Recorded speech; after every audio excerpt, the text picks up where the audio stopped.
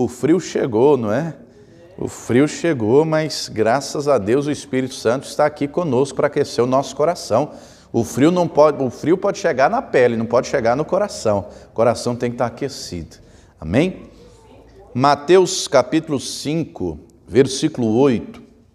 Palavras do Senhor Jesus, neste que é conhecido como o Sermão do Monte, o Sermão da Montanha. E ele começa, não é, essa mensagem, esse ensinamento, essa pregação, trazendo, não é, o que na teologia é chamado de as bem-aventuranças. Ele diz no versículo 8, Mateus 5:8, bem-aventurados os limpos de coração, porque eles verão a Deus. Olha só, bem-aventurados os limpos de coração, porque eles verão a Deus. A expressão bem-aventurado significa bem-sucedido, mais do que feliz, favorecido pelo céu. Deus então considera assim aqueles que são limpos de coração. E esses limpos de coração irão ver o Senhor face a face. Olha que coisa gloriosa. Agora a questão é, como nós que somos mortais, falíveis, podemos limpar o coração? Como manter o coração limpo? O que fazer? Como agir para estar naquele glorioso dia face a face, vendo o Todo-Poderoso? Isso é possível, porque senão Jesus não diria isso, e a palavra hoje vai nos ensinar como manter o coração limpo. Tudo trabalha para que o nosso coração esteja sujo. Nós não somos perfeitos. Deus não exige perfeição plena, Ele quer ver um aperfeiçoamento constante na nossa vida. Você crê nisso? Crê também que Ele vai falar conosco? Então coloque a tua Bíblia sobre o teu assento. Vamos dar para o Senhor e para a sua palavra a melhor salva de palmas que você já deu. Vá aplaudindo, vá glorificando. Senhor nosso Deus e Pai, Deus bendito, santo, amado e todo-poderoso, a tua igreja te aplaude e te glorifica. Abra os céus agora e receba o louvor da tua igreja. E por essa mesma abertura, vá derramando agora a tua graça, a tua bênção, a tua virtude, o teu poder. Ninguém veio aqui ouvir o homem falar, o homem não tem nada a dizer. Todos viemos ouvir a tua voz, a tua palavra.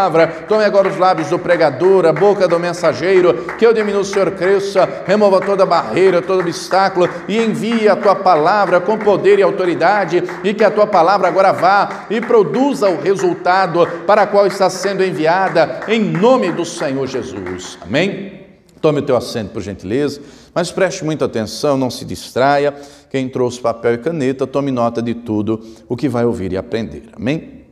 Muito bem, a Bíblia fala muito do coração, fala muito, não é? De Gênesis, Apocalipse, tem diversos textos falando do coração. Mas toda vez que a palavra se refere ao coração, é óbvio que não está se falando do órgão que bombeia sangue, não é? Está se referindo à alma, à sede das emoções, dos sentimentos, dos desejos, das vontades, a nossa psique.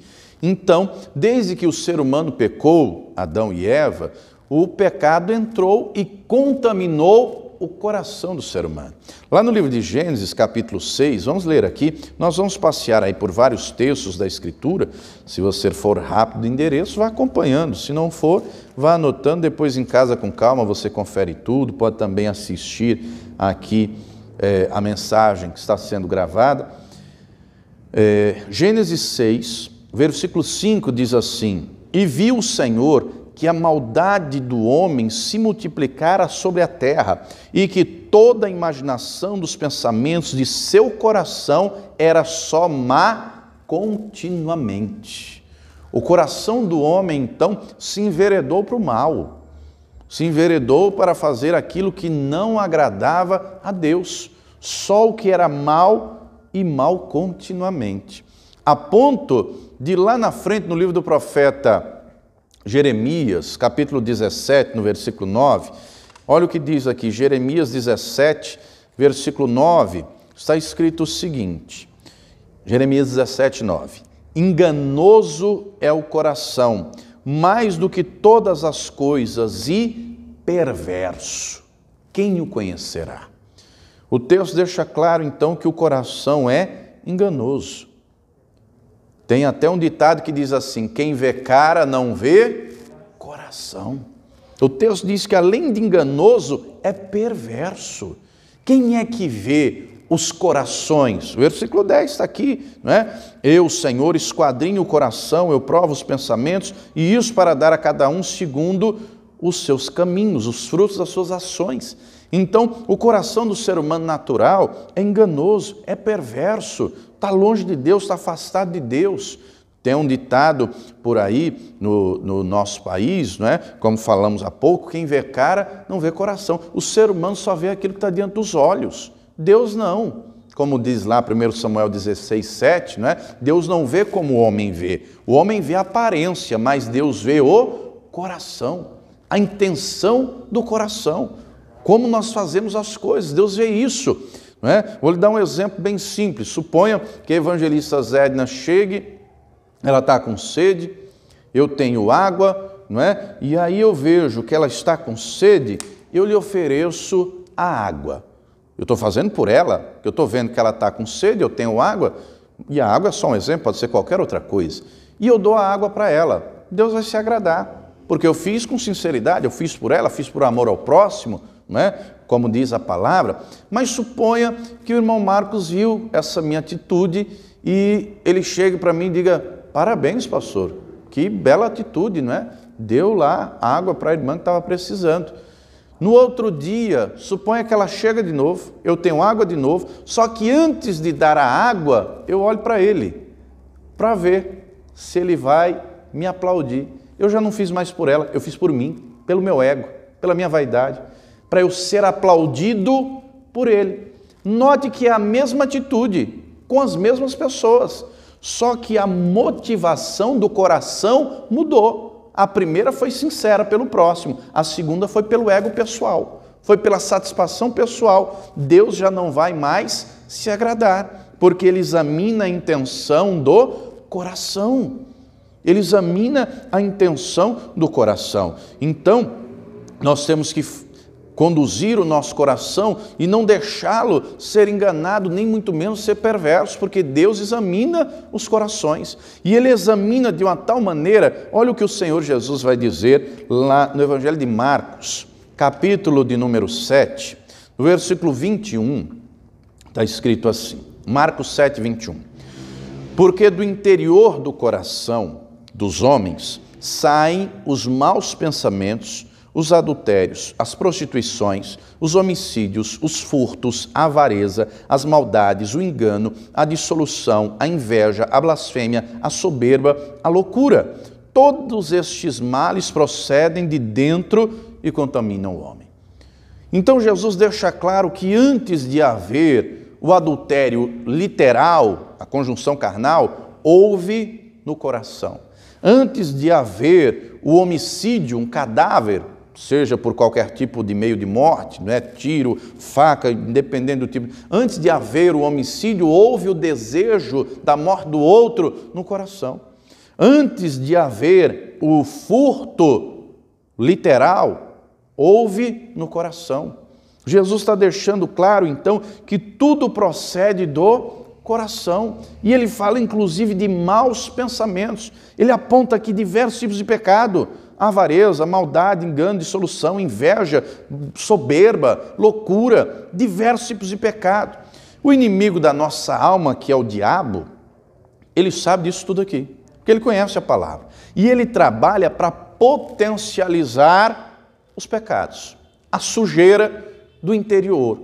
O ser humano natural tem tudo isso aqui. Só que um dia, eu e você entregamos a vida ao Cordeiro de Deus, que tira o pecado do mundo. Um dia você ouviu o Evangelho, e quem não entregou a vida a Jesus ainda precisa entregar e recebê-lo, porque o sangue de Jesus nos purifica de todo pecado. Mas é necessário compreender que nós não podemos deixar o nosso coração desgovernado.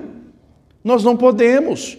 O nosso coração tem que ser dominado, ensinado, para aprender que, ainda que tenha sentimentos e emoções, isso não pode conduzir as nossas atitudes, nem o nosso comportamento. Uma vez que a palavra deixa claro que o homem de Deus, a mulher de Deus, tem que viver pela fé. Fé é razão, fé é convicção. No coração tem emoção, tem sentimento, e oscila. Você já reparou, por exemplo, num dia, você pode estar em determinado momento alegre, feliz, sorridente. No outro momento você pode estar emburrado, nervoso, brabo. E é recomendável não se tomar nenhuma atitude, nem quando está muito alegre, nem quando está muito nervoso, que pode fazer besteira, não é? O ideal é, na vida do homem de Deus, a mulher de Deus, ora primeiro, pede direção de Deus, pede confirmação de Deus para tomar um passo pela fé de acordo com a vontade de Deus. A gente não pode deixar o nosso coração desgovernado, porque senão ele vai se inclinar para o mal. Naturalmente, o diabo, sabendo disso, ele trabalha para roubar o nosso coração de Deus. O mundo trabalha para isso e o inimigo trabalha também. Vou lhe dar um exemplo disso. No segundo livro de Samuel, capítulo 15, abra aí comigo, vou lhe dar um exemplo disso na prática. Segundo livro de Samuel, capítulo 15. Olha o que diz aqui. Vou resumir o texto, vai encontrando aí. Segundo Samuel, capítulo 15. Nós vamos ler os versículos 5 e 6. Davi tinha filhos, e o mais velho, Aminon, violentou a própria irmã, a Tamar. Um outro filho, chamado Absalão, tramou e mandou matar o próprio irmão, o Aminon. E aí ele fica um tempo fora, com medo do pai, mas o pai acaba o perdoando e depois ele volta. Muito bem. Depois que o Absalão volta, ele vai ficar na porta do palácio, na entrada de Jerusalém. E toda pessoa que chega de qualquer cidade da nação, ele pergunta, o que a pessoa quer tratar? Não, quem é você? Ah, sou fulano. De onde você é? Ah, sou de Jericó, sou de Hebrom, sou de Dan, sou de Zebulon, sou lá da Galileia, não é? Independente do lugar, ele perguntava. E aí ele dizia, olha, se eu fosse juiz na terra, eu lhe daria o direito. Você está certo, você tem razão. E assim ele ia fazendo. Olha o que diz o versículo 5, 2 Samuel 15, 5. Sucedia também que quando alguém se chegava a ele para se inclinar diante dele, porque ele era príncipe, filho do rei, ele estendia a sua mão e pegava dele e o beijava. E desta maneira fazia Absalão a todo Israel que vinha ao rei para juízo. Assim furtava Absalão o coração dos homens de Israel. Absalão estava furtando o coração dos homens de Davi. O povo ia tratar com o rei. Por que ele estava fazendo isso? Porque dentro do coração dele ele já tinha um plano. Qual era o plano? Vou roubar o coração do povo, porque eu vou lá para Hebrom, eu vou me autoproclamar rei e eu vou tomar o trono na força, na marra. Não foi exatamente isso que Satanás fez lá na glória? Não foi exatamente isso que ele fez, furtando o coração dos anjos que serviam a Deus, que estavam diante de Deus, que seguiram a ele? E não foi ele que disse, Isaías 14, subirei acima dos mais altos montes e serei semelhante ao Altíssimo? Leia Isaías 14, do versículo 12 em diante. Não é sobre ele que está escrito, Ezequiel 28, do 12 em diante. O versículo 17 diz, elevou-se o teu coração. Aqui Absalão está fazendo a mesma coisa, furtando o coração dos homens em rebelião contra o rei. Tanto é que se você ler os versículos seguintes, é exatamente isso que vai acontecer. Do mesmo jeito que o diabo fez lá na glória, Absalão faz aqui, o diabo trabalha hoje para também furtar o nosso coração da presença de Deus, para entulhar o nosso coração de lixo, de maus pensamentos, de maus sentimentos. Nós vivemos dias, amados, que infelizmente muita gente tem dado ouvidos à voz do inimigo. O inimigo não quer ver ninguém servindo e adorando a Deus. O inimigo não quer ver ninguém honrando ao Senhor, servindo a Ele, buscando a Ele. O inimigo quer tirar as pessoas da presença de Deus. Eu vou lhe dar um exemplo mais claro agora. No livro de Atos, esse é muito claro. Livro de Atos, capítulo 5. Esse aqui é preciso, objetivo. Atos capítulo 5, abra aí comigo. Nesse tempo, a igreja primitiva crescia, o Espírito Santo enchia, era um derramamento. estavam todos reunidos, como diz lá o capítulo 2, Deus ia acrescentando a cada dia os que se haviam de salvar, eles iam cair na graça do povo. Na primeira pregação do Pedro, quase 3.000 pessoas creram, foram batizadas, era uma unção, uma comunhão que ninguém queria mais ir embora do cenáculo. E o texto vai dizer aqui no final do capítulo 4, que vendiam os seus bens e traziam aos pés dos apóstolos para manter todos aqueles, mas também vinham de Malicúlia para morar lá no cenáculo, para estar todo junto. Ninguém queria arredar o pé, todo mundo queria aquela unção, aquela comunhão maravilhosa, não é? Estava todo mundo ali reunido, a glória de Deus, eles oravam, o templo tremia, era um negócio fantástico, a unção, a comunhão, a presença de Deus. Muito bem, aí havia um casal, e este casal coloca no coração de vender uma herança, uma propriedade, um bem, e trazer todo o valor de oferta. Note que não é Deus que pediu, muito menos Pedro, o líder da igreja. Nós vemos em dias, amados, que infelizmente muita gente distorce o evangelho, a aplicação dele, não é? Dê aí o seu tudo pelo tudo de Deus. Pegue aí sua casa, seu carro, seu dinheiro, todo o seu patrimônio e traga, coloque no altar que Deus vai te dar o dobro de tudo. Isso é estelionato. Isso é estelionato. Não foi isso que a Bíblia diz. Aplica de maneira equivocada. A gente tem que ser fiel ao texto.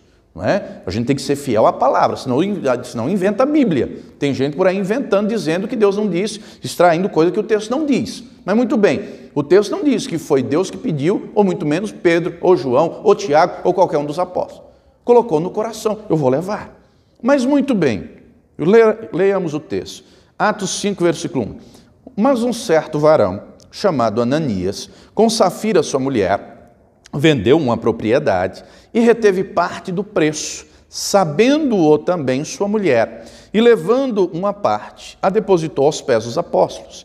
Disse então Pedro: Ananias, por que encheu Satanás o teu coração para que mentisses ao Espírito Santo e retivesses parte do preço da herdade? Guardando-o, não ficava para ti? E vendida, não estava em teu poder? Por que formaste esse desígnio em teu coração? Não mentiste aos homens, mas a Deus.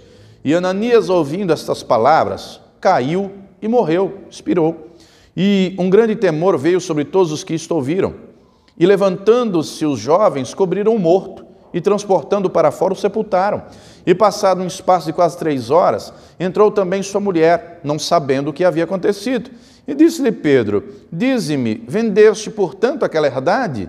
E ela disse: sim, portanto. Então Pedro lhe disse: por que é que entre vós os concertastes para tentar o Espírito do Senhor? Eis que à porta os pés dos que sepultaram teu marido, e também te levarão a ti.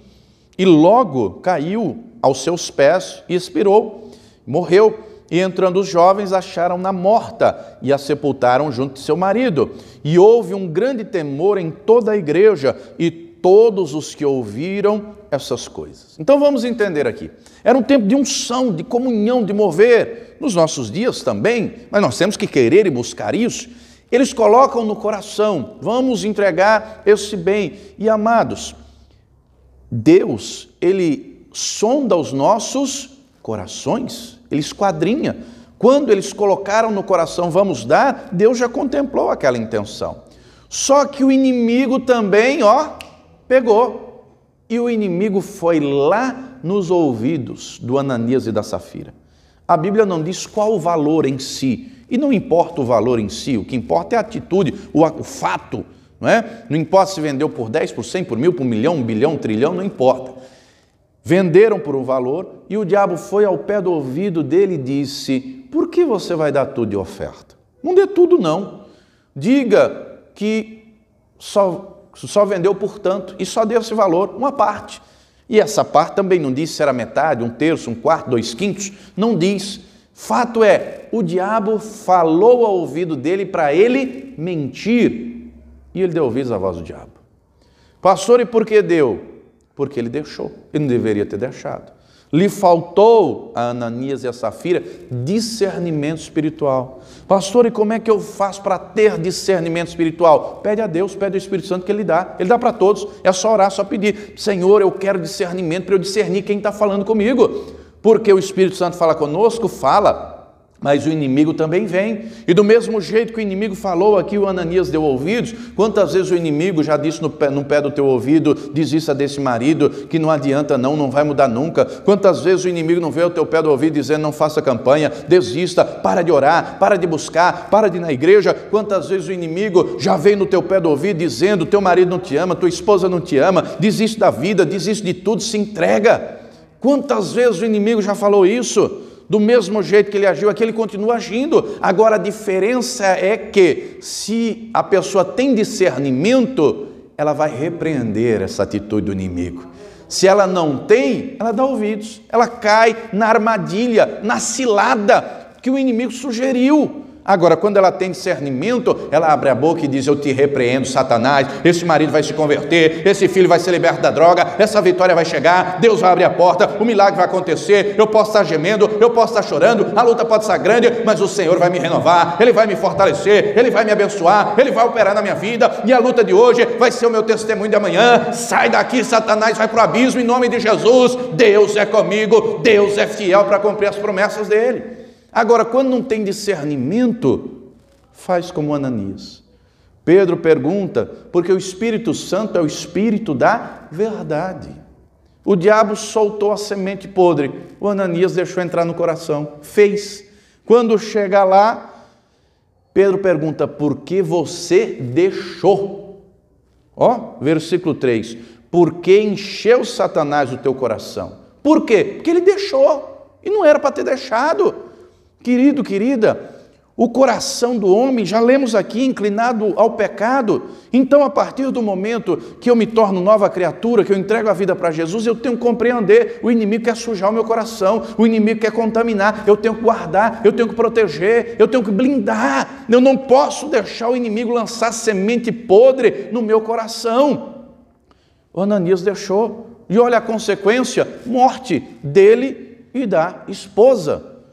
Lá em Provérbios 4, o que fazer então, pastor? Já vimos que o coração é mau, é enganoso, o inimigo trabalha para sujar, para entulhar, não é? O inimigo trabalha para roubar e furtar o nosso coração de Deus. O que fazer então? Vamos ver então com a palavra. Provérbios 4, 23 diz assim: sobretudo, o que se deve guardar, guarda o teu coração, porque dele procedem as saídas da vida. Guarda. Proteja. Vou lhe dar um exemplo simples, uma analogia para entender aqui. Imagine uma pessoa de moto e uma pessoa de carro. Ambas sofrem um acidente.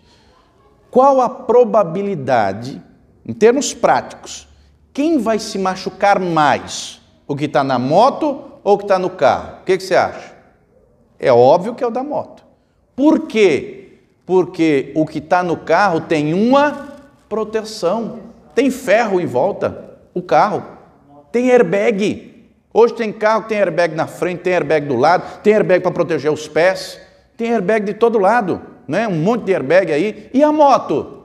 Não tem nada, é o corpo da pessoa. Então, a pessoa que está dentro do carro, ela está mais protegida. A ideia aqui do texto é a mesma: protege o teu coração, blinda o teu coração, porque o inimigo vai lançar seta, o inimigo vai querer jogar, mas quando você protege, você está com o escudo da fé para repreender, para apagar os dardos inflamados, para falar: sai daqui, Satanás, vai-te para o abismo, eu não vou dar crédito à tua palavra, eu não vou acatar a tua semente podre, eu vou guardar o meu coração com o escudo da fé, eu vou crer e dar crédito, é na palavra de Deus.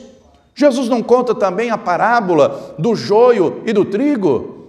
Leia lá Mateus 3, primeiro ele conta a parábola do semeador, e em seguida conta do joio e do trigo.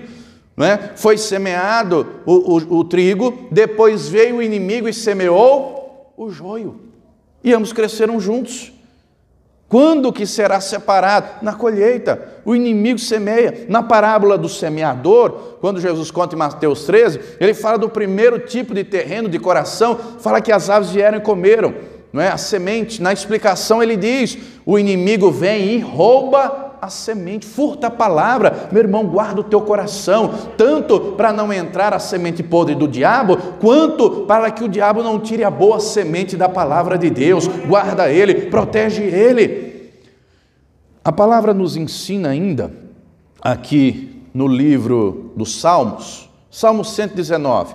Então a primeira coisa é proteger o coração, proteger. A segunda coisa, vejamos aqui, livro dos Salmos, Salmo 119.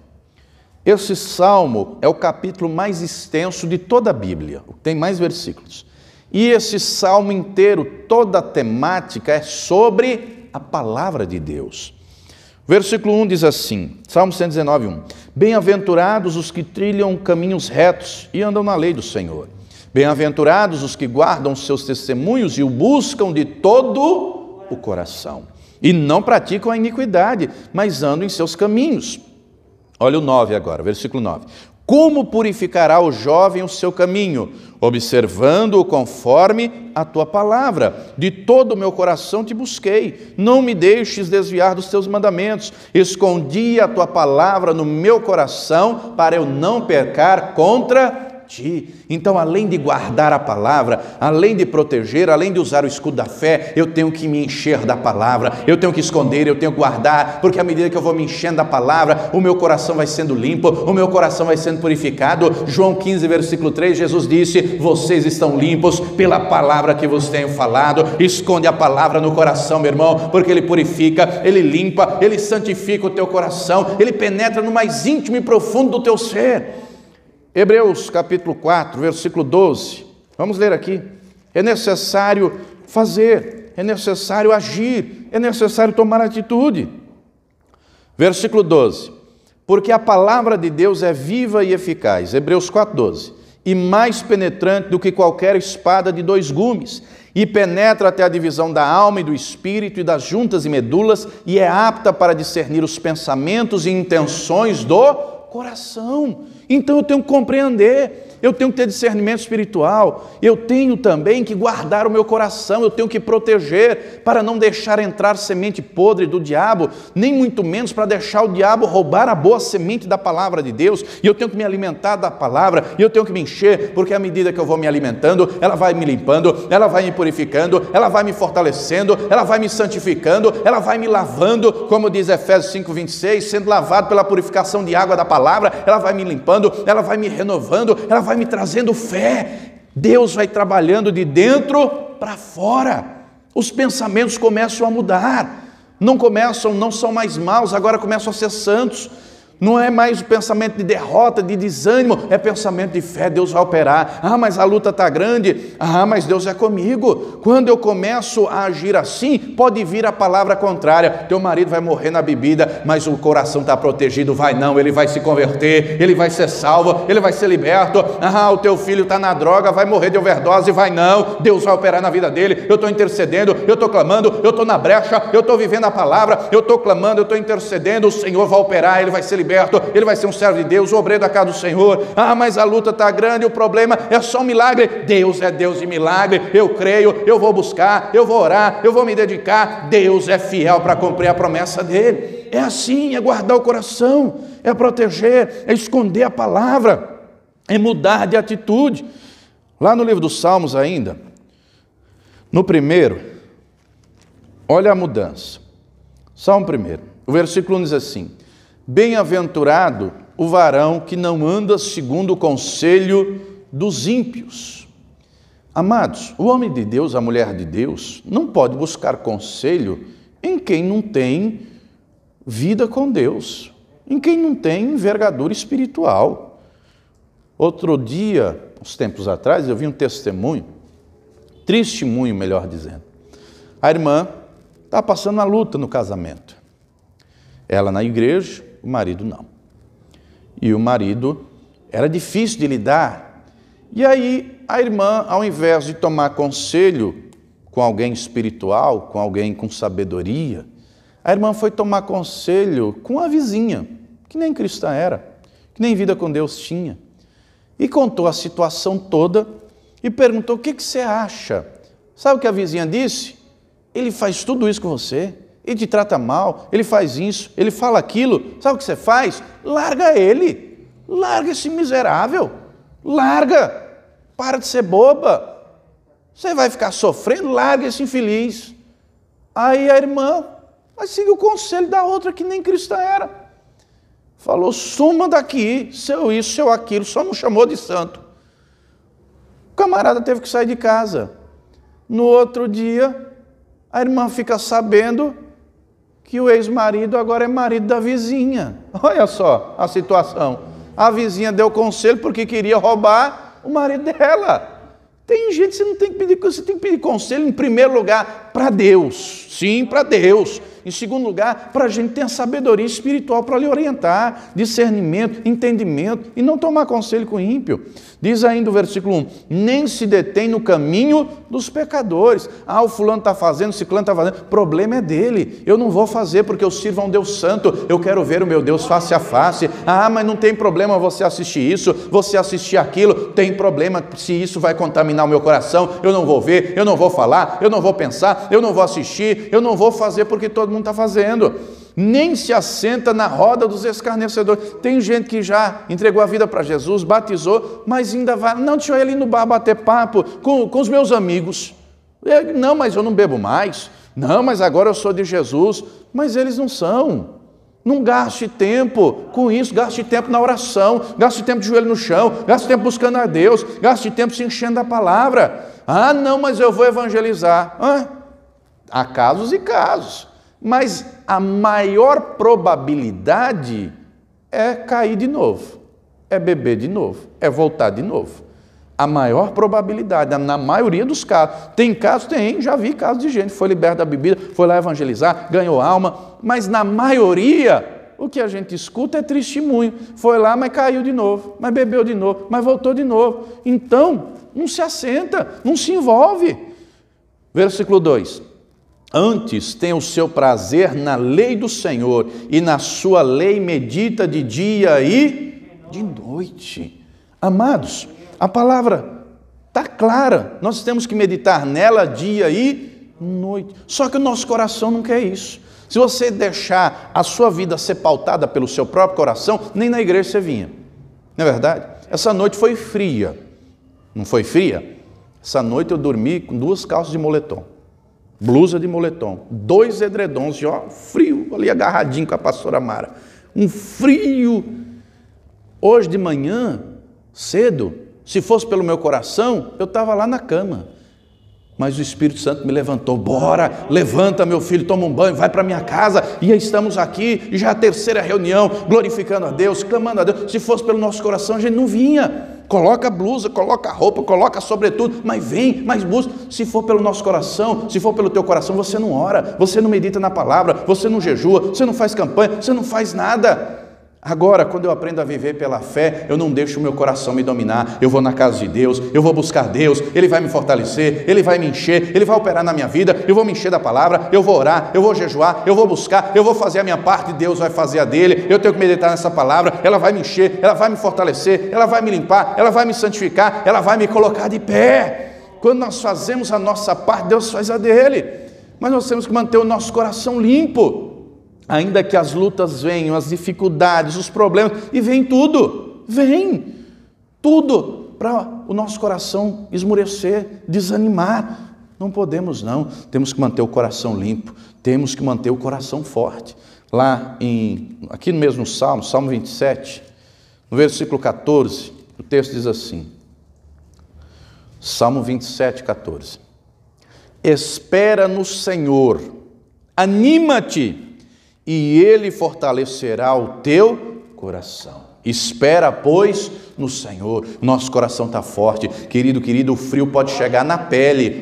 O frio pode chegar na pele, mas não pode chegar no teu coração, não. Jesus disse que o amor de muitos iria esfriar. O teu coração não pode esfriar. O teu coração tem que estar aquecido pela presença de Deus. Ele tem que estar guardado, ele tem que estar protegido, ele tem que estar aquecido pela presença do Espírito Santo. Tem que estar cheio da palavra, porque aí você vai estar forte. Ainda que a luta venha, o problema, a dificuldade, você vai levantar as mãos e dizer: eu sei em quem tenho crido. É poderoso, maior é o que está comigo para me dar vitória, para me abençoar. O Senhor é comigo. Essa luta vai cair por terra, essa luta será superada, o inimigo será derrotado e eu vou contar o testemunho da vitória. Deixa Ele fortalecer o teu coração, meu irmão. Te anima, porque o Senhor é contigo. Mantenha o coração limpo, porque o Senhor quer ver você lá na glória. Ele quer ver você face a face. Então limpa o teu coração, se anima, se fortalece, porque você vai ver Ele face a face. Quem crê, diga glória a Deus.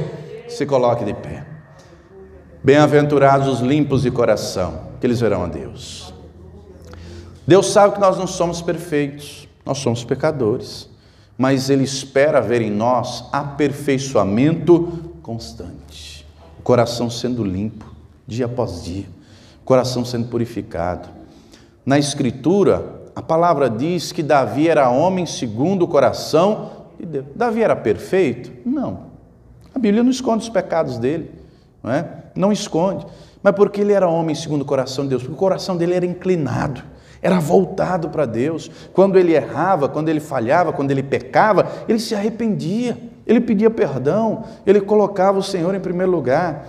No Salmo 51, no versículo 10, ele, inspirado pelo Espírito Santo, escreve esse salmo, e depois do pecado lá com a Batseba, do adultério e da morte de Urias, ele reconhece que o coração dele havia sido contaminado. Ele havia deixado o coração contaminar. Ele reconhece que o coração não estava mais limpo nem reto diante de Deus, mas ele se arrepende. Ele reconhece isso. E aí ele começa falando, não é, pedindo misericórdia a Deus. E no versículo 10, Salmo 51, 10, ele diz assim: cria em mim, ó Deus, um coração puro, e renova em mim um espírito reto. Ele quer de novo um coração puro. Ele quer de novo andar em retidão diante de Deus. Ele quer de novo o coração limpo, porque ele quer estar na presença do Senhor. Ele quer a alegria da salvação, ele quer um coração reto. Jesus espera que o nosso coração esteja limpo, mas para isso acontecer, isso depende também de nós. Isso depende também de nós limparmos o nosso coração, mantermos ele limpo. E se porventura ele sujar com algo, o sangue de Jesus nos purifica de todo o pecado. Ele é Deus de misericórdia. Deus não despreza, como diz aqui o versículo 17, Deus não despreza um coração quebrantado, um coração contrito, um coração sincero.